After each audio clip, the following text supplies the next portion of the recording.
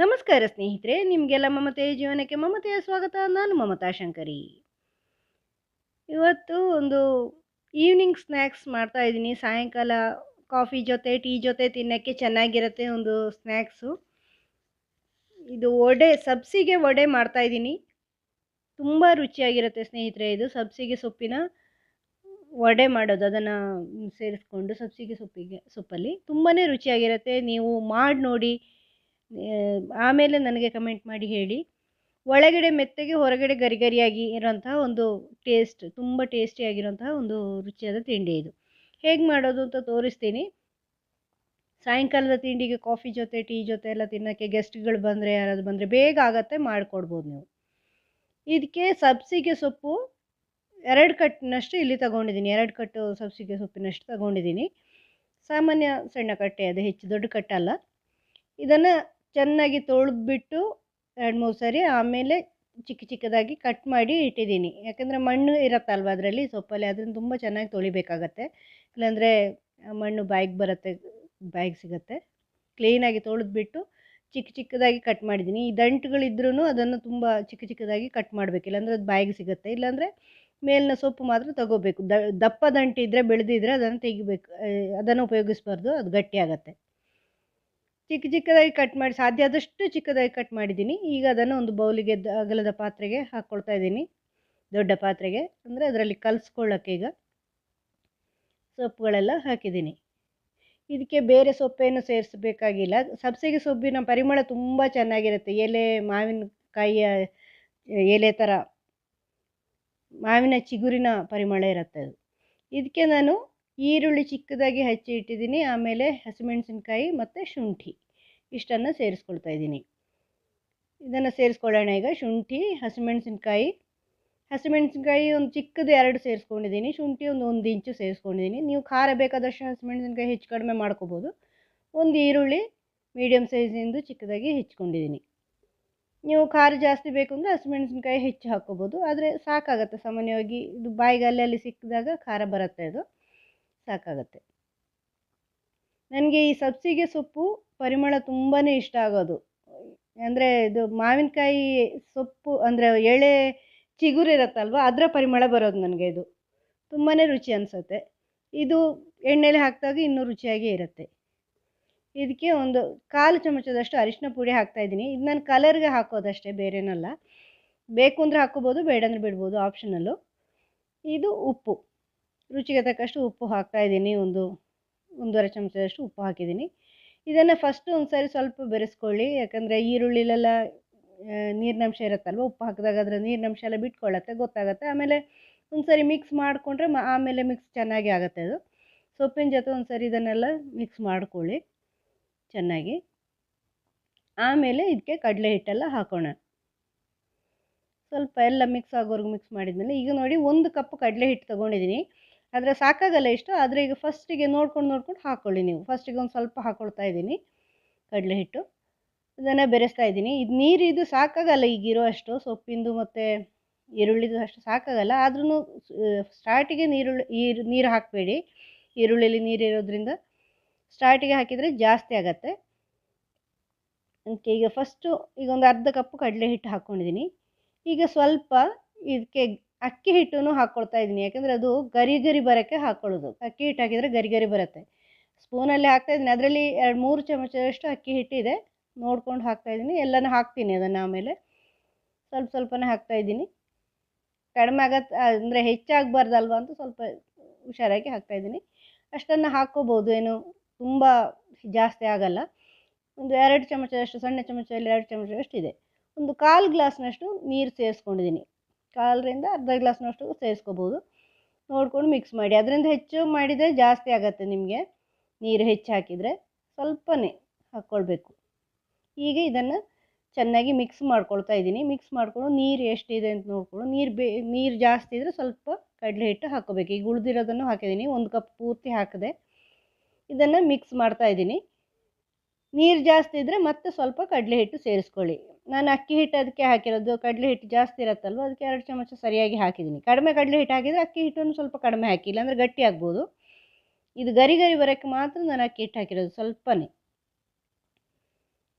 ಈಗ ನೋಡಿ ಇನ್ನೊಂದು ಕಪ್ಪು ಕಡಲೆ ಹಿಟ್ಟು ತಗೊಂಡಿದ್ದೀನಿ, ಇದನ್ನು ಹಾಕ್ತೀನಿ. 2 ಕಪ್ ಕಡಲೆ ಹಿಟ್ಟು ಉಪಯೋಗಿಸ್ತೀನಿ. ಸ್ವಲ್ಪ ಸ್ವಲ್ಪನೇ ಹಾಕಿ ಮಿಕ್ಸ್ ಮಾಡ್ಕೊಳ್ಳಿ. ಒಂದು ಸತಿ ಹಾಕಿದರೆ ಚೆನ್ನಾಗಿ ಆಗಲ್ಲ. ಚಪಾತಿ ಹಿಟ್ಟು ಕಲಿಸ್ದಂಗೆ ಪೂರ್ತಿ ಕಲಸ್ಕೊಂಬಿಡಿ. ನೀರು ಅಷ್ಟೇ ಸಾಕಾಗತ್ತೆ, 1/4 ಗ್ಲಾಸು ಅಷ್ಟೇ, ಅದರಿಂದ ಹೆಚ್ಚು ಬೇಕಾಗಲ್ಲ. ಯಾಕೆಂದರೆ ಸೊಪ್ಪು ಅಲ್ವಾ, ಸೊಪ್ಪು ಬೇಗ ನೀರು ಬಿಟ್ಕೊಳ್ಳುತ್ತೆ. ನೀರು ಹಾಕಿದರೆ ಜಾಸ್ತಿ ಆಗುತ್ತೆ, ಅದರಲ್ಲಿ ಇದಿಲ್ಲಲ್ಲ ಗಟ್ಟಿ ವಸ್ತು. ಕಡಲೆ ಹಿಟ್ಟು ಮಾತ್ರ, ಕಡಲೆ ಹಿಟ್ಟು ಯಾಕಂದರೆ ಬಾಂಡಿಂಗಿಗೆ ಅದು ನಿಮಗೆ ಮುದ್ದೆ ಮಾಡೋಕ್ಕೆ ಬರಬೇಕಲ್ವ, ವಡೆ ಮಾಡೋಕ್ಕೆ. ಬರೀ ಸೊಪ್ಪು ಅಂದರೆ ಬರಲ್ಲ, ಅದಕ್ಕೋಸ್ಕರ ಕಡಲೆ ಹಿಟ್ಟು ಹಾಕಿದ್ದೀನಿ. ಗರಿ ಗರಿ ಬರೋಕ್ಕೆ ಅಕ್ಕಿ ಹಿಟ್ಟು ಹಾಕಿದ್ದೀನಿ. ಇದನ್ನು ಚೆನ್ನಾಗಿ ಮಿಕ್ಸ್ ಮಾಡ್ಕೊಳ್ಳಿ. ನೋಡಿ ಇನ್ನೂ ನೀರಿನಂಶ ಇದೆ ಅದರಲ್ಲಿ, ಸ್ವಲ್ಪ ಕಡಲೆ ಹಿಟ್ಟು ಹಾಕ್ಕೋಬೇಕಾಗ್ಬೋದು. ಅಂದರೆ ಒಟ್ಟು 2 ಕಪ್ ಆಗುವಷ್ಟು ಹಾಕ್ತೀನಿ, ಹಾಕಿದ್ದೀನಿ. ನೋಡಿ ಈಗ ಉಳಿದಿರೋ ಕಡಲೆ ಹಿಟ್ಟನ್ನು ಕೂಡ ಹಾಕ್ತಾಯಿದ್ದೀನಿ. ಮಿಕ್ಸ್ ಮಾಡ್ಕೊಂಡು ನೋಡ್ಕೊಂಡು ಹಾಕ್ಕೊಂಡಿದ್ದೀನಿ. ಅದರಲ್ಲಿ ನೀರು ಎಷ್ಟಿದೆ ಅದನ್ನು ಹೊಂದ್ಕೊಂಡು. ಈ ಕಪ್ಪಲ್ಲಿ 2 ಕಪ್ಪು ಕಡಲೆ ಹಿಟ್ಟು ಹಾಕಿದ್ದೀನಿ. ಇದನ್ನು ಈಗ ಚಪಾತಿ ಹಿಟ್ಟಿನ ಥರ ಪೂರ್ತಿ ಕಲಿಸ್ಕೊಳ್ಳಿ. ಈ ಥರ ಪೂರ್ತಿ ಕಲಸಿ ಇಟ್ಕೊಳ್ಳಿ. ಒಂದು 5 ನಿಮಿಷ ಹಾಗೆ ಮುಚ್ಚಿ ಇಡಿ. ಅದನ್ನು ಸ್ವಲ್ಪ ಕಲಿಸ್ಬಿಟ್ಟು ನೋಡಿ ಈ ಹದಕ್ಕೆ ಕಲಿಸಿದ್ದೀನಿ. ಚಪಾತಿ ಹಿಟ್ಟಿನ ಥರನೇ ಅಷ್ಟೇ ಮೆತ್ತಗೆ ಕಲಿಸಿದ್ದೀನಿ. ಇದನ್ನು ಮುಚ್ಚಿ ಇಡಿ, ಒಂದು 5 ನಿಮಿಷ ಬಿಟ್ಟಿರಿ. ಆಮೇಲೆ ಅದನ್ನು ತೆಗೆದುಬಿಟ್ಟು, ಈಗ 5 ನಿಮಿಷ ಆಯಿತು. ಇದನ್ನು ಸ್ವಲ್ಪನೇ ಹಿಟ್ಟು ತೆಗೆದುಬಿಟ್ಟು ಉಂಡೆ ಉಂಡೆ ಮಾಡಿ ಸೈಡಲ್ಲಿ ಇಟ್ಕೊಳ್ಳಿ. ವಡೆ ಮಾಡೋಕ್ಕೆ ರೆಡಿ ಮಾಡ್ತಾಯಿದ್ದೀನಿ. ಎಣ್ಣೆ ಇಟ್ಟ ಮೇಲೆ ಮಾಡೋದು ಕಷ್ಟ ಆಗುತ್ತೆ, ಅದಕ್ಕೆ ಫಸ್ಟಿಗೆ ರೆಡಿ ಮಾಡಿ ಇಟ್ಕೊಂಡ್ರೆ ನಿಮಗೆ ಸುಲಭ ಆಗುತ್ತೆ ಎಣ್ಣೆ ಇಟ್ಟಾಗ ಇದು ಕರಿಯೋದು, ವಡೆ ಮಾಡೋದು. ಅದಕ್ಕೆ ಈ ಥರ ಒಂದೇ ರೀತಿ ಉಂಡೆ ಮಾಡಿಕೊಂಡು ಫಸ್ಟ್ ಇಟ್ಕೊಂಡು ಆಮೇಲೆ ವಡೆ ಮಾಡ್ಕೊಳ್ಳಿ, ಆಗ ಸುಲಭ ಆಗುತ್ತೆ. ನೋಡಿ ಉಂಡೆ ಕಟ್ಟೋಕ್ಕೆ ಈ ಥರ ಬರಬೇಕು, ಅಷ್ಟು ಕಡಲೆ ಹಿಟ್ಟು ಹಾಕೋಬೇಕು. ನೀವು ನೋಡ್ಕೊಳ್ಳಿ, ಇಷ್ಟೇ ಹಾಕಬೇಕು ಅಂತ ಏನಿಲ್ಲ, ಅದು ಬಾಂಡಿಂಗಿಗಿರೋದು. ನಿಮಗೆ ಉಂಡೆ ಮಾಡ್ಕೊಳ್ಳೋಕ್ಕೆ ಬರಬೇಕಷ್ಟೇ.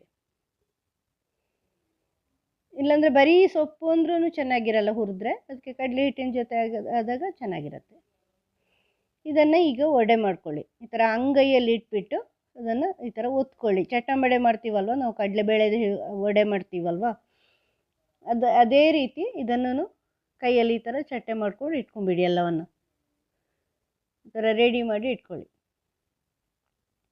ಆಮೇಲೆ ಎಣ್ಣೆ ಬಿಸಿ ಮಾಡಿ ಅದರಲ್ಲಿ ಕರೆದ್ರೆ ಆಯಿತು, ಸುಲಭ ಆಗುತ್ತೆ, ಬೇಗ ಆಗುತ್ತೆ. ಆಮೇಲೆ ಒಟ್ಟೊಟ್ಟಿಗೆ ಮಾಡ್ಕೊಂಡು ಮಾಡೋದು ಕಷ್ಟ ಆಗುತ್ತೆ, ಅದಕ್ಕೆ ಈ ಥರ ಮಾಡ್ತಾಯಿದ್ದೀನಿ. ಹಂಗೆ ಮಾಡೋದಾದ್ರೂ ಮಾಡ್ಬೋದು, ಮಾಡಬಾರ್ದು ಅಂತಲ್ಲ. ನೋಡಿ ಈ ಥರ ವಡೆ ಮಾಡಿ ಇಟ್ಟಿರಿ. ಪೂರ್ತಿ ಮಾಡಿ ತೋರಿಸ್ತೀನಿ, ಇದನ್ನೆಲ್ಲ ಮಾಡಿ ವಡೆ ಮಾಡಿ. ನೋಡಿ ಈ ಥರ ಎಲ್ಲ ಹಿಟ್ಟನ್ನು ವಡೆ ಮಾಡಿ ಇಟ್ಕೊಂಡಿದ್ದೀನಿ. ಈಗ ಎಣ್ಣೆಗೆ ಹಾಕ್ಕೊಂಡ್ರೆ ಕರಿಯೋದು ಸುಲಭ ಆಗುತ್ತೆ. ಎಣ್ಣೆ ಬಿಸಿ ಮಾಡಿಕೊಂಡ್ರೆ ಕರಿಯೋದು ಸುಲಭ ಆಗುತ್ತೆ. ಇದನ್ನು ತೆಗೆದು ಮಾಡಿಕೊಂಡ್ರೆ ಆಯಿತು. ಈಗ ಬಾಣಲೆ ಇಟ್ಟಿದ್ದೀನಿ, ಎಣ್ಣೆ ಬಿಸಿಗೆ ಇಡ್ತಾಯಿದ್ದೀನಿ. ಇದು ಕೊಬ್ಬರಿ ಎಣ್ಣೆ, ತೆಂಗಿನ ಎಣ್ಣೆ ನಾವು ಉಪಯೋಗಿಸೋದು.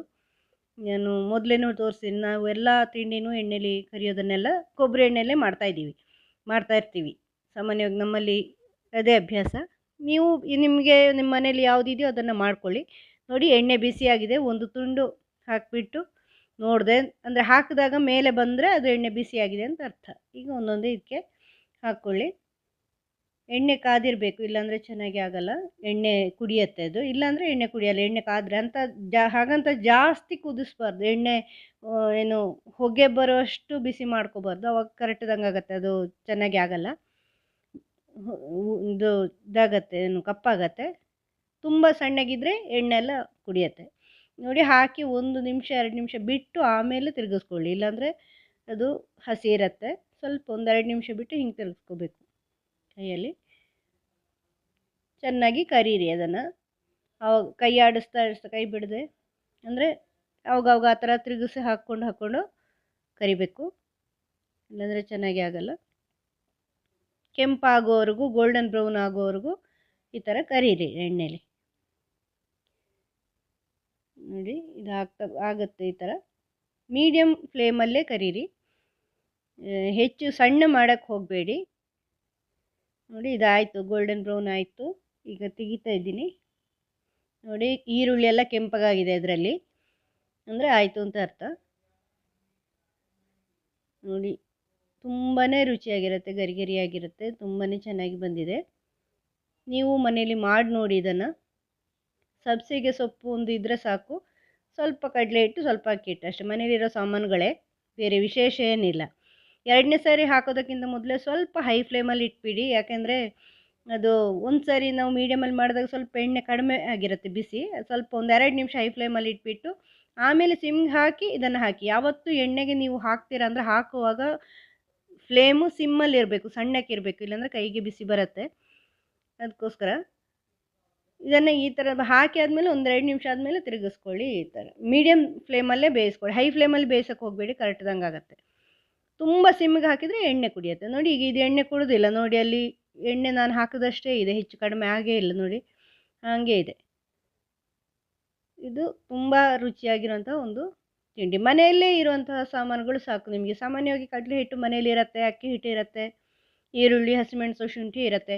ಮತ್ತು ಕರಿಬೇವು, ಕೊತ್ತಂಬರಿ ಸೊಪ್ಪು ಇಂಥದ್ದೆಲ್ಲ ನಾನು ಹಾಕಿಲ್ಲ. ಯಾಕಂದರೆ ಇದುವೇ ಒಂದು ಪರಿಮಳ ಇದೆಯಲ್ವಾ, ಸಬ್ಸಿಗೆ ಸೊಪ್ಪೆ, ಅದರದ್ದಾದ ಒಂದು ಪರಿಮಳ ಇರುತ್ತೆ, ತುಂಬ ರುಚಿಯಾಗಿರುತ್ತೆ. ನೋಡಿ ಒಳಗಡೆ ಮೆತ್ತಗಿರುತ್ತೆ, ಹೊರಗಡೆ ಗರಿ ಗರಿಯಾಗಿದೆ.